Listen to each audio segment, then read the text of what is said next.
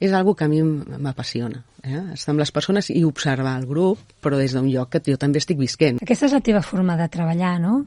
Perquè tu parles de la teràpia des d'un procés d'humanització. Sí, perquè el que passa normalment és que les persones, quan no sabem què necessitem, és pel fet de que tampoc no...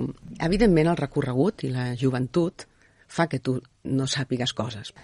Cap als 20 anys, 24, 26, és quan es va creant tota la teva personalitat, no? I el teu caràcter.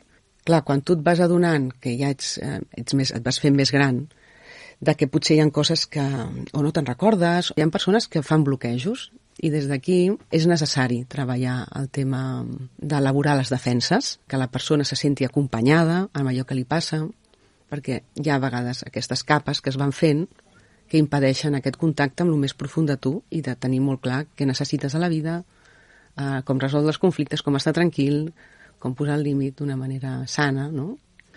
Per què treballar individualment i per què treballar en grup? Quina és la diferència? Treballar individualment et suposa escoltar-te, veure on estan els bloquejos, on estan els potencials, on estan les teves alegries, on estan les coses que et motiven. Això és teu, no? És algo a dins.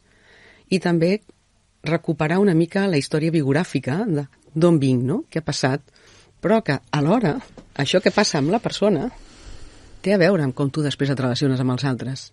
I l'única manera també d'anar recol·locant registres diferents és, evidentment, un procés de teràpia individual és necessari, perquè com que passen coses quan tu et relaciones amb l'altre, és necessari veure a què correspon. Per mi una cosa no pot ser sense l'altra, no? És una cosa que per mi va junta. Som éssers gregaris, som éssers relacionals. L'ésser humà viu en comunitat des de la noche de los tiempos, llavors és algo necessari